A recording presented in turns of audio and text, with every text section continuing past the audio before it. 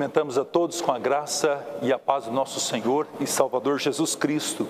Nosso propósito em louvar o nome do Senhor, reconhecendo, como foi cantado, que temos uma bênção muito preciosa, mais preciosa, que é a nossa salvação. Queridos, eu quero convidá-los a abrirmos juntos a palavra do nosso Deus no Evangelho de Lucas, capítulo 10, dos versos 29 a 37. Nós estaremos continuando a mensagem, a explanação do texto que começamos no domingo próximo passado, que conta a parábola do bom samaritano. Lucas 10, versos 29 a 37. E a palavra do Senhor nos diz: Ele, porém, querendo justificar-se, perguntou a Jesus: quem é o meu próximo? Jesus prosseguiu dizendo: certo homem descia de Jerusalém para Jericó e veio a cair em mãos de salteadores, os quais, depois de tudo lhe roubarem e lhe causarem muitos ferimentos, retiraram-se, deixando-o semi-morto. Casualmente, descia um sacerdote por aquele mesmo caminho e, vendo-o, passou de largo. Semelhantemente, um levita descia por aquele lugar e, vendo-o também, passou de largo. Certo samaritano que seguia o seu caminho, passou-lhe perto e, vendo-o, compadeceu-se dele. E chegando-se, pensou-lhe os ferimentos, aplicando-lhes óleo e vinho, e colocando-o sobre o seu próprio animal, levou-o para uma hospedaria e tratou dele. No dia seguinte, tirou 2 denários e os entregou ao hospedeiro, dizendo: cuida deste homem, e se alguma coisa gastares a mais, eu te indenizarei quando voltar. Qual destes 3 te parece ter sido o próximo do homem que caiu nas mãos dos salteadores? Respondeu-lhe o intérprete da lei: o que usou de misericórdia para com ele. Então lhe disse: vai e procede tu de igual modo. Amém. Vamos orar? Pai querido, muito obrigado porque temos este meio, este instrumento, Senhor, através da internet, do YouTube, para apresentar os nossos louvores na Tua presença e em comunhão com a Tua igreja, adorá-lo. E nesta hora rogamos a Ti a Tua bênção, ó Deus, para a ministração da palavra do Senhor. Que o Senhor conceda graça, misericórdia sobre as nossas vidas, para que ao estudarmos a Tua palavra, Teu Santo Espírito esteja conduzindo a ministração dela e também trazendo edificação às nossas vidas. Dependemos em tudo do Senhor, sem Ti nada somos, ó Pai. Por isso pedimos, conduz esse momento hoje e sempre para a glória do Teu nome, em nome de Cristo Jesus, o nosso Senhor e o nosso Salvador. Amém. Queridos, nós temos vivido dias, e isso tem sido enfatizado culto após culto, dias difíceis. Principalmente, queridos, no que se refere a não só a enfermidade, onde a gente vê pessoas internadas, muitas delas em UTI, até entubadas, mas também fora desse momento, desse local, nós temos visto pessoas também sofrerem com a falta do emprego, com a falta de condições para tocarem as suas famílias, conduzirem, e muitas delas estão gritando, demonstrando sim a preocupação que tem tido com relação ao alimento para dentro do seu lar. E nesse momento, queridos, nós somos convocados como igreja do Senhor a não apenas amar de palavras, mas amar de fato e de verdade. E não digo que apenas as pessoas estão chamando a nossa atenção com relação à questão do alimento físico, mas nós temos pessoas que têm condições e que estão muitas vezes trancadas dentro de suas casas, chamando-nos a atenção para uma outra questão, a questão da sua alma, a dor que tem sentido pela distância das pessoas e muitas vivendo deprimidas, sofrendo e carecendo da atenção que a igreja pode dar. E nós não podemos de maneira nenhuma fazer vistas grossas, principalmente, queridos, olhando para aquilo que a palavra do Senhor nos ensina, que é amar. E o texto que nós acabamos de ler, e nós começamos a exposição dele no domingo passado, conta a respeito de um doutor da lei, ou como Lucas enfatiza nesse texto, um intérprete da lei, que chega para Jesus Cristo com a seguinte pergunta: que devo fazer para ter a vida eterna? Queridos, essa pergunta, ela não tinha o propósito daquele homem aprender alguma coisa relacionada ao que sucederia com sua alma quando ele morresse. O texto é muito claro, onde diz que ele se aproxima do Senhor para colocar Cristo à prova. E o que nós temos, meus amados irmãos, é que o Senhor, mesmo diante dessa condição, ele responde à pergunta desse intérprete da lei. Só que ele responde de uma maneira diferente. Como ele era um homem versado nas Sagradas Escrituras, ele pergunta: o que diz a lei? E ele estava se referindo à lei dada pelo Senhor a Moisés no Monte Sinai. E, queridos, aquele homem rapidamente responde. Ele responde o resumo das leis, ou da lei do Senhor, em duas partes. A primeira, ele diz: amarás o Senhor teu Deus de todo o teu coração, de toda a tua alma, de todas as tuas forças e de todo o teu entendimento. E ele prontamente continua dizendo: e ao teu próximo como a ti mesmo. Queridos, nesse instante, o que nós observamos é que Jesus olha para ele e diz: respondestes corretamente. Você conseguiu responder a pergunta. Agora, para você tirar 10 na sua resposta, ele diz: faze isto e viverás. Jesus Cristo, então, está dizendo para aquele homem: não basta apenas conhecer sobre a lei, não basta saber de cor o que o Senhor escreveu, deixou registrado nas tábuas dos mandamentos, mas é tão importante quanto saber colocar em prática tudo aquilo que você conhece. Mas a Bíblia diz que aquele homem não ficou satisfeito com aquela resposta. E ele faz uma segunda pergunta para Cristo. E ele diz no verso 29... quem é o meu próximo? Mas ele fez essa pergunta, como diz o texto, querendo justificar-se, queridos. Porque na cabeça dele, no entendimento dele, próximo era aquele que pensava igual a ele. Num exemplo muito clássico que nós trouxemos, os essênios, que era um grupo que vivia retirado do contexto da sociedade, eles faziam um tipo de voto de abstinência, um propósito de santidade. Para os essênios, o próximo era apenas aqueles que faziam parte do seu grupo. E de repente, com esse entendimento, ele chega para Jesus, e é nesse contexto que nós temos o Senhor ensinando através de um recurso muito comum, que são parábolas. Parábolas são histórias que o Senhor contava. Ele usa de algumas ilustrações do cotidiano. E é justamente o que ele faz no texto. Ele conta a respeito desta parábola mundialmente, ou conhecidíssima, que é a palavra do bom samaritano. Onde o Senhor diz, queridos, que descendo de Jerusalém para Jericó, um homem, ele é assaltado. Ladrões tomam tudo que ele tinha. E ao tomar, eles espancam esse homem. Colocam ele numa condição deplorável. O texto diz que esse homem, ele é deixado à margem, à beira do caminho. E de repente, descendo de Jerusalém para Jericó, o texto diz que um sacerdote passa por ele.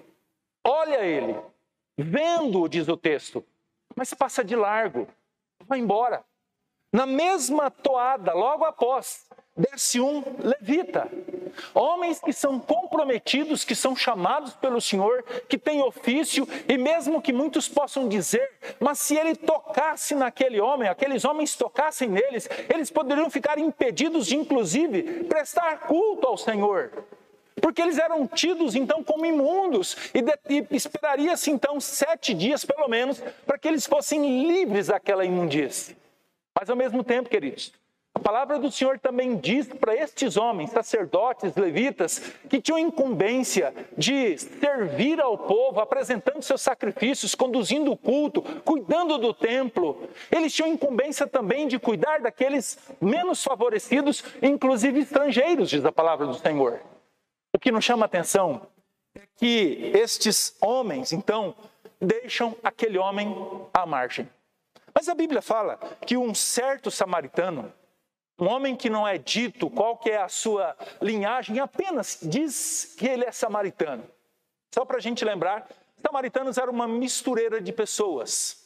Gentes de diversas etnias, filhos de pais que eram judeus, assírios, babilônicos, egípcios, pessoas que não eram de uma linhagem dos judeus. E o que nós temos é que estes homens, mulheres, samaritanos, eles não eram bem-vindos ou bem vistos. Eles eram rejeitados e muitas vezes humilhados pelos judeus. Mas é justamente este que para. Mesmo de repente com toda a preocupação, porque existia uma situação onde pessoas fingiam-se de mortas, de machucadas, para serem assaltadas também. Porque eles paravam ali e de repente dava margem para bandos chegar e fazerem mal para quem parasse. Aquele homem não fez conta disso. O texto diz que ele para, olha, mas não apenas para e olha.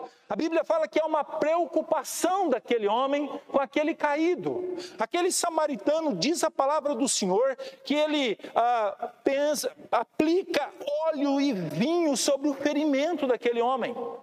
Coloca aquele homem sobre o seu próprio animal. Coloca ele numa condição de cuidados quando leva ele até uma hospedaria. E garante todo o cuidado com uma promessa de uma visita posterior e diante das despesas que haveriam com ele, seriam supridas. E é nesse contexto que o Senhor Jesus pergunta, quem que é o meu próximo? Ou quem foi o próximo daquele homem? Queridos, o que nos chama a atenção é que o intérprete da lei, ele não diz samaritano. Percebemos, queridos, que ali há uma forte tendência discriminatória. Jamais ele diria, ou ele citaria um samaritano tão rejeitado, tão excluído pela sociedade, como alguém que tenha feito o próximo, tenha feito bem ao próximo ao cuidado dele. Ele responde, o que usou de misericórdia. E de repente, queridos, o que a gente vê é justamente o Senhor Jesus enfatizando no verso de número 37. Vai tu e faze o mesmo. Essa é a condição que nós acabamos de ver sobre o texto. E nós podemos, diante disso, queridos, aprender algumas lições desse texto. Algumas lições que nós consideramos extremamente importantes. E a primeira delas é, nós temos uma necessidade urgente, e nós precisamos rever quem é o nosso próximo, a quem nós devemos amar, de acordo com a ordem, de acordo com os ensinamentos de Cristo. Muito bem, o verso 29, nós temos a pergunta, quem que é o meu próximo? Nós temos a resposta daquele homem, queridos, quando Jesus Cristo diz para ele, faz isto e viverás. E ele querendo se justificar, meus queridos, é como se ele estivesse respondendo, fala para mim, quem que é esse meu próximo? Várias, como nós estivemos enfatizando, têm sido as ênfases com relação a essa figura. Olhando para o nosso contexto, muitos de nós olhamos o nosso próximo como aquele que está sentado num banco de igreja. Como aquele que está limpinho, bem cheirosinho, bem cuidado, bem arrumadinho. Muitas vezes nós entendemos dessa maneira. Mas o que nós observamos aqui, quando o Senhor Jesus não cita a origem daquele homem caído, aquele homem abandonado, ele não fala, olha, esse homem estava descendo para Jericó, depois de participar de um culto no templo, lá da igreja presbiteriana de Jerusalém. De forma nenhuma, ele não fala isso. Ele diz certo homem. E ao enfatizar isso, meus queridos, nós aprendemos uma grande lição. E esse certo homem pode ser todas as pessoas que nós encontramos. Podem ser pessoas que estão sentadas no banco de uma igreja. Podem ser pessoas que nós encontramos ao sairmos da igreja e chegarmos ao nosso lar. Pessoas que muitas vezes, queridos, nós ignoramos. Não apenas fechando o vidro do nosso carro, fazendo vistas grossas, mas também fechando o nosso coração. conclusão da parábola, queridos, contadas por Jesus, é que o meu próximo são todos aqueles que estão à minha volta, todos aqueles que estão diante de mim. Como eu disse, não apenas aqueles que nós consideramos amigos. Tim Keller, escrevendo um livro de Ministérios de Misericórdia, ele traz, meus queridos, algumas questões muito importantes quando se refere ao próximo. Eu quero elencar aqui pelo menos 6 grupos. É claro que ele escreve o seu livro em 1996 e ele é traduzido para a língua portuguesa em 2016, e muito desse contexto dele dos Estados Unidos não é o nosso contexto, mas eu procurei atualizá-los. Primeiro grupo é um grupo que vem aumentando, pobres à nossa volta. Queridos, antes da pandemia, o Brasil tinha 51.742 pessoas, ou 42 mil pessoas, 24,7% da população que viviam com R$ 436 por mês dentro de suas famílias. E o IBGE classifica esse valor como pessoas que vivem numa condição de pobreza. O IBGE também chegou à conclusão em 2019 que quase 14 milhões de pessoas, ou seja, 6,5% da população, viviam em extrema pobreza, com uma renda de R$ 151 por pessoa. Claro que com a vinda do auxílio emergencial, as pessoas fizeram essa requisição e chegaram num patamar um pouco mais alto, com uma renda de mais ou menos R$ 600 por pessoa, principalmente aqueles que ficaram desempregados. Mas o que eu chamo a atenção, meus queridos, que nós temos vivido, e há uma tendência muito grande, e os estudiosos fazem isso, é que mais da metade da população brasileira, sem esse auxílio emergencial do governo, passará por uma situação abaixo da linha da pobreza, entre outras palavras, numa condição de miséria. E é essa realidade que a igreja deve estar atentos. Por quê? Porque esse grupo pode e deve ser visto como o nosso próximo. Tim Keller também chama a atenção do aumento que nós temos vivenciado nos nossos dias a respeito dos sem-tetos. Ele faz uma estatística. Na década de 90, irmãos, e aqui nos Estados Unidos, as pessoas que não tinham, que estavam sem tetos, eles tinham o seguinte perfil: alcoólatras, usuários de drogas, pessoas com distúrbios psicológicos e idosos. Porém, de alguns anos para cá, esse perfil tem mudado. Encontramos muitas famílias jovens, com crianças pequenas, morando na rua. Ainda observando, meus queridos, e aqui nós temos um pouco de desatualização por parte do IBGE, queridos, nós tínhamos em 2010 6 milhões de pessoas que não tinham casa própria. Claro que esse número caiu com o avanço de um programa também do governo chamado Minha Casa Minha Vida. Porém, depois de 10 anos, estima-se, queridos, principalmente depois de 10 de outubro de 2020, quando findou a regra do despojo, ou das pessoas, do despejo, queridos, desculpe, as pessoas estão vivendo numa condição mais precária, e muitos têm vivido nessa condição.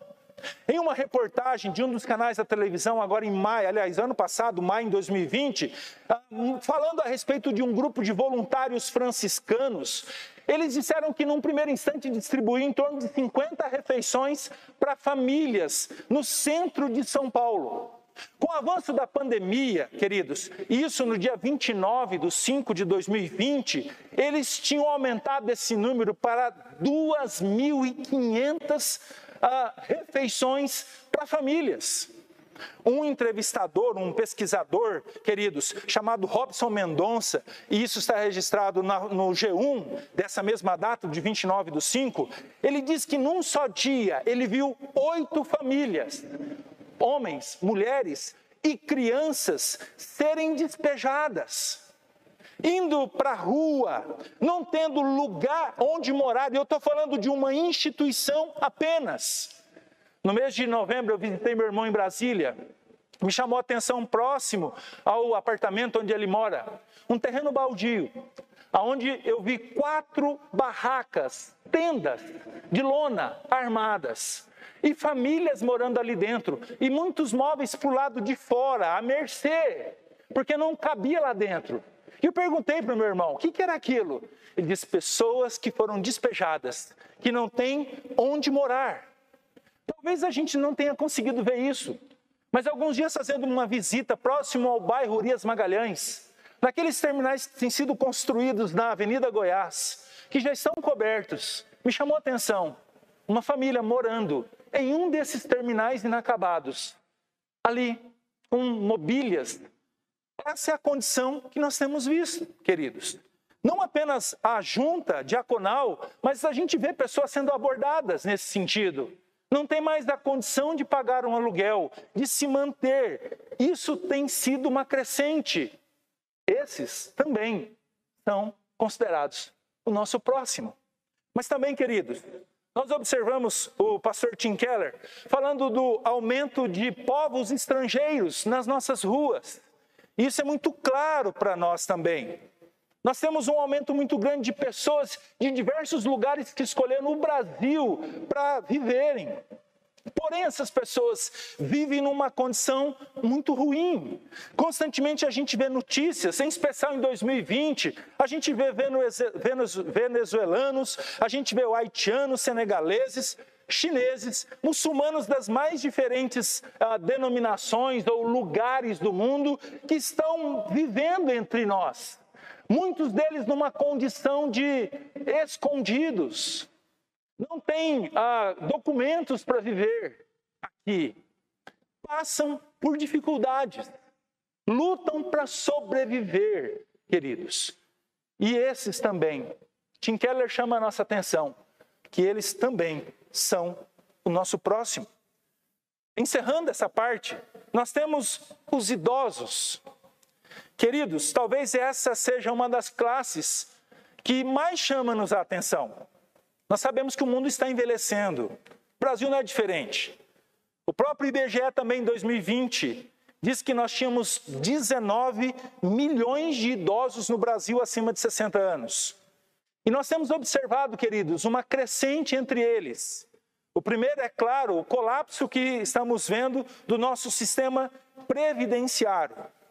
Isso chama a nossa atenção, queridos, porque eles, de fato, por conta desse colapso previsto, a gente vê sempre idosos assalariados tendo uma diminuição de suas rendas. Mas se não bastasse isso, queridos, o que nós temos também é um grande problema relacionado à forma como estes idosos eles são tratados. Exemplo, é comum você ver filhos pedirem para os seus pais fazerem empréstimos consignados. Isso reflete, está trazendo um grande problema onde esses filhos não têm condições de pagar esses financiamentos. E o dinheiro desses idosos, eles têm destino: remédios, comida, sustento de sua casa. E a gente vê muitas vezes esses idosos, queridos, chamando-nos a atenção para a dificuldade extrema que eles têm vivido. Muitas vezes estão gritando dentro do seu quarto. Muitas vezes estão tentando chamar a atenção, mas por vergonha não expõem a sua dor, porque não estão expondo apenas a sua dor, mas estão expondo também seus filhos. E para não cobrarem, para não chamarem atenção, preferem pagar o preço. E muitos deles estão sofrendo, queridos, inclusive não comprando seus remédios, vivendo uma vida de extrema dificuldade. Esses são o nosso próximo, o qual nós devemos também ter cuidado. Queridos, nós somos chamados a atenção o tempo todo quanto à nossa condição, quando a nossa situação diante dessas realidades as quais nós estamos vivendo, queridos. Por fim, nós temos os doentes crônicos. Tim Keller chama a atenção no seu livro.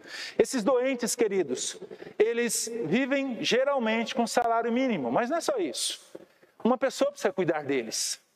O que nós estamos elencando aqui são necessidades que muitas vezes nós estamos fazendo vistas grossas, mas está bem à nossa frente. Pessoas que estão padecendo. E me chama a atenção nesse capítulo que o pastor Tim Keller diz, ele fala que a igreja precisa estar atento a essas necessidades, as necessidades daquele que é o nosso próximo, pois muitas vezes eles se encontram envergonhados e não querem conversar. E o desafio da igreja é olhar para isso. A segunda conclusão, queridos, nós precisamos quebrar em nosso coração ou em nossos corações algumas imagens e conceitos que nós temos do nosso próximo. Quando nos mostra a indiferença do sacerdote e do levita, Jesus desmascara muitos falsos limites que as pessoas religiosas impõem ao mandamento de amar o seu próximo. Com o exemplo do bom samaritano, Jesus ensina que o próximo, a quem devemos ajudar, é todo ser humano em necessidade, até mesmo o nosso inimigo. Devemos cuidar de algumas desculpas que nos afastam de realizar a misericórdia ou até mesmo deixá-la de lado. Quer ver algumas delas? Até que ponto devemos ajudar os menos afortunados? Isso vai durar a vida inteira? Tem que ter um limite. Quer ver a segunda desculpa? A caridade começa em casa. Eu devo ajudar os meus parentes. Geralmente a gente ouve essas frases. Outra, não tenho o dom de ajudar as pessoas. Definitivamente, isso não é para mim. Quer ver a outra mais comum? A tarefa de ajudar o pobre é do governo. Eu pago os meus impostos. Uma outra também que tem sido muito comum. O meu salário mal dá para pagar as minhas contas. Vou ajudar os outros? Outra. Muita gente está na pobreza por irresponsabilidade. Ou como muitos de nós enfatizamos, está em pecado. E aí surge a pergunta, né? Quem não está? Quem não está? Essas desculpas, meus queridos, muitas delas são verdadeiras. Porém, essas desculpas nos impedem de olhar para o ensino da Bíblia e vendo aos nossos olhos a realidade que está à nossa volta. E o trabalho da igreja, que enfatizo não só da junta diaconal, mas de todos nós, é um trabalho árduo e necessário. E a nossa oração é que Deus esteja desvendando, sim, os nossos olhos, para que a gente consiga ver, olhar através da ótica do amor que o Senhor nos ensinou. Terceira e última conclusão, nós precisamos rever também as nossas motivações para agirmos com misericórdia para com esse próximo. O texto que nós lemos no versículo de número 33, ele diz assim: e vendo, encheu-se de compaixão, numa tradução mais livre. Na sua Bíblia talvez esteja escrito a respeito, verso 33, compadeceu-se dele. Mas uma ênfase mais clara na tradução desse texto é que aquele samaritano encheu o seu coração de compaixão por aquele homem caído à beira do caminho. Irmãos, no texto nós não temos a informação, como eu disse no início, de que aquele samaritano tenha saído de uma igreja, onde ele acabara de ouvir, quem sabe, Jesus falar alguma coisa sobre isso. Qualquer outro assunto, por exemplo, o cumprimento da lei, que lhe dava a ordem de amar a Deus sobre todas as coisas e ao seu próximo como a si mesmo. Ele não estava fazendo aquilo que ele fez apenas pelo cumprimento da lei ou pelo medo de suas consequências. Ou quem sabe para receber os holofotes, aparecer no jornal do meio-dia, nada disso. Até porque não tinha ninguém naquele momento olhando para ele. No mesmo momento observamos a única motivação daquele samaritano ensinado por Jesus. O seu coração cheio de compaixão. Não existe nenhuma outra motivação no texto. Agora, uma coisa é clara, essa compaixão não é algo simples, que brota de um coração caído ou corrupto, embrenhado no pecado, de forma alguma.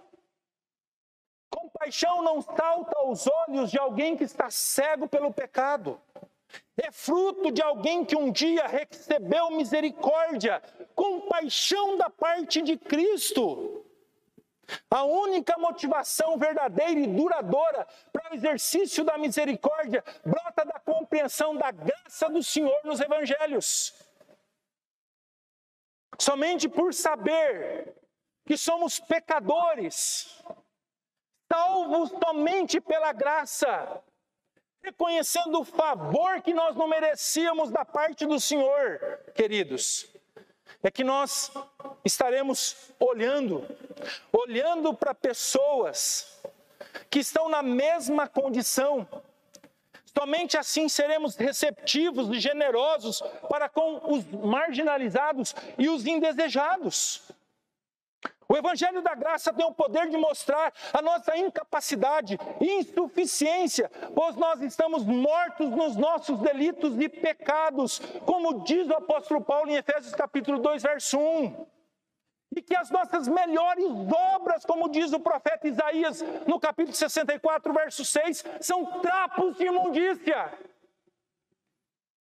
Porém, aquele que sabe ter recebido graça, quando não passava de um desprezível inimigo de Deus, amará de coração até mesmo as pessoas mais ingratas e de difícil trato. Quando um cristão se depara com uma prostituta, um bêbado, um prisioneiro, um viciado, uma mãe solteira, pessoas sem tetos, refugiados, ele sabe que está se olhando no espelho, e isso espiritualmente falando.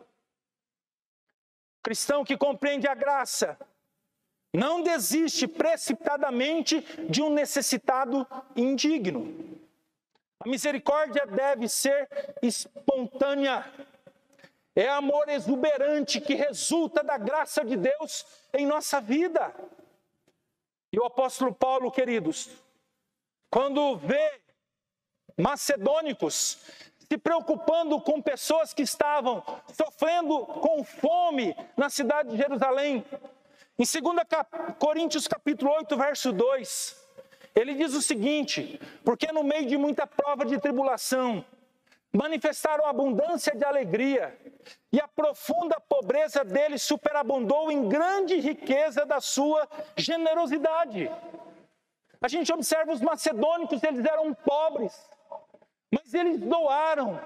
E o texto enfatiza que, primeiramente, eles doaram a si mesmo ao Senhor, demonstrando de maneira sincera o amor cristão que eles tinham. O próprio apóstolo Paulo também recebeu os cuidados através de donativos enquanto estava preso. E no capítulo 4 de Filipenses, verso 16, queridos, ele diz que recebeu donativos por 2 vezes da igreja de Tessalônica. E ele diz sendo bastante para suas necessidades. Ele ainda diz que recebeu da igreja de Filipos suprimentos trazidos por Epafrodito. E ele diz no verso 18 que isso veio de vossa parte como aroma suave, como sacrifício aceitável e aprazível a Deus. Olha as palavras que ele utiliza. Como se o Senhor estivesse recebendo aquilo como um sacrifício amoroso. Essa é a característica, queridos. Essa é a forma ensinada pelo apóstolo Paulo quando ele enfatiza todo o cuidado que nós devemos ter com irmãos. Não apenas passando por uma condição de pobreza, mas presos. E ele encerra no verso 19 do capítulo 4 ainda. Ele faz a seguinte observação, uma oração ao Senhor, que o meu Deus, segundo a sua riqueza em glória, há de suprir em Cristo Jesus cada uma de vossas necessidades. Olha o que ele diz, queridos. Atitudes de misericórdia. É um sacrifício de louvor. É um entendimento da graça de Deus sobre a sua vida. E é isso que o Senhor espera de cada um de nós. Os nossos bens têm propósitos, não apenas suprir necessidades nossas. E muitas vezes temos agido dessa forma, de maneira egoísta. Mas o que o Senhor espera é que aquilo que nós temos, ainda que seja pouco, seja compartilhado com aqueles que não têm nada. E eu encerro com uma pergunta: como que você tem demonstrado o amor para com o Senhor e o amor para com o seu próximo? Quais são as atitudes que você tem tido? Não, pastor, eu estou trancado na minha casa. É tempo, sabe do quê, pastor? De reclusão. Estamos todos com medo. Tá certo, você tem que se cuidar sim. Com certeza, a orientação das autoridades, elas têm que serem observadas. Tem fundamento. Mas, queridos, isso não pode servir de desculpas para mim utilizar o meu telefone, para mim utilizar esses instrumentos que nós temos através de um celular, de procurar saber de pessoas, não apenas irmãos seus, mas pessoas que você conhece e que passam por dificuldades. Que tal você pensar nisso? Que tal você observar as duas falas de Jesus? E aqui eu encerro. As mesmas palavras para o doutor da lei, que conhecia muito, mas Jesus diz: faz isto e viverás. Ou, encerrando, vai tu e procede igual o samaritano. Não passe de largo. Observe, pare e cuide de pessoas que estão sofrendo, gritando. E muitas vezes nós estamos com os nossos ouvidos fechados a essas vozes que têm chamado a nossa atenção. Que o Senhor nos ajude e nos abençoe a termos o comportamento que a palavra de Deus espera. Esses dias, a igreja tem se preocupado, sim, tem se preparado para enfrentar essa realidade. Pessoas têm oferecido, doado cestas, mas mais do que isso, um grupo grande de pessoas tem conversado, ligado. Nessas fileiras, nós precisamos de auxílio. E nosso desejo é que você participe também. Que Deus nos ajude e nos abençoe para tanto.